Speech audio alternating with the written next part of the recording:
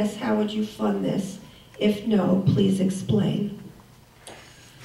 Well, when I was at the September 14th community meeting right here in this room, where representatives from the different township committees spoke about their concerns that the citizens in this area were having, that was one of the questions that was asked. The police chief noted that while having police foot patrols was certainly an excellent idea, given the current funding constraints, that wasn't possible at this time.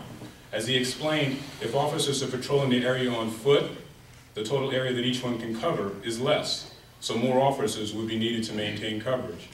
I do support our chief in instituting focused patrols in areas where crime is suspected or in fact higher.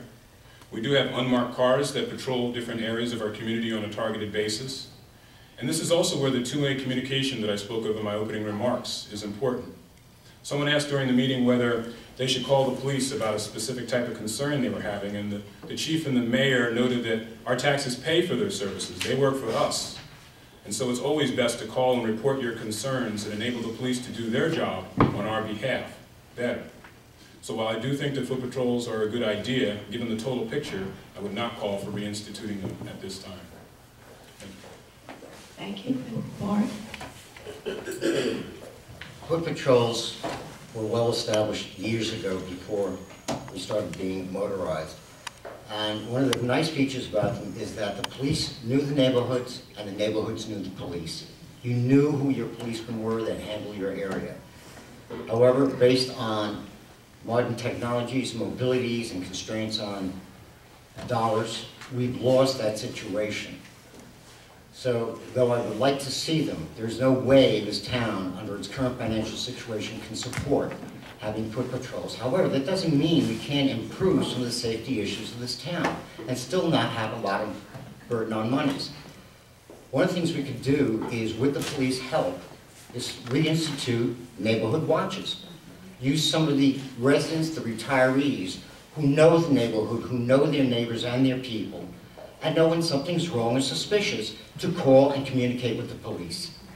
This would increase the eyes and the ears of the police force through those neighborhoods where these problems exist.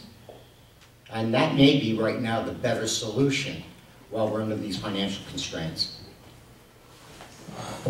Thank you.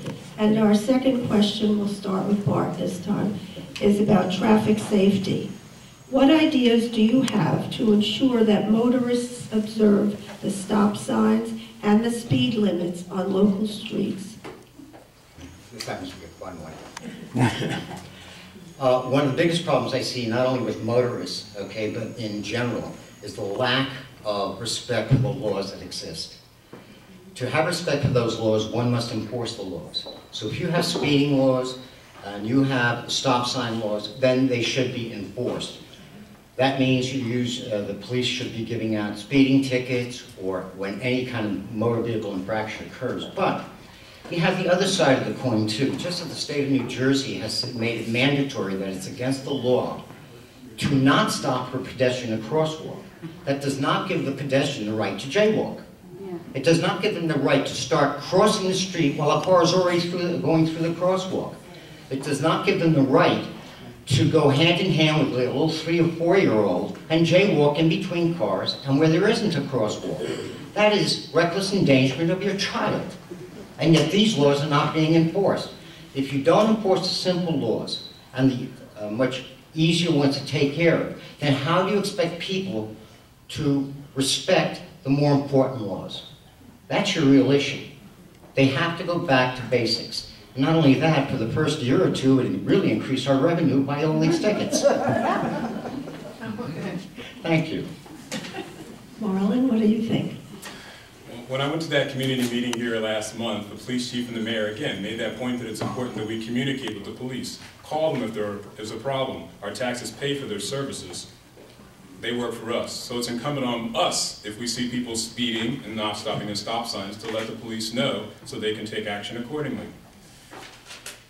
If motorists are speeding and not stopping when they're supposed to, they are breaking the law, and it's likely that they'll continue to do so unless there's a visible deterrent and they suffer a penalty for breaking the law. Maplewood Police have issued over 1,100 moving violations and over 500 radar violations to date this year. And with concerned citizens informing them as much as possible about what they see, they'll be better able to focus their efforts on those problem areas by increasing radar surveillance and by being a more visible presence at appropriate places and times. Another thing that quite a few people spoke about at different block parties I went to was speed bumps. People would say to me, we need speed bumps here, we need speed bumps. People are speeding, it's a danger to us and our children.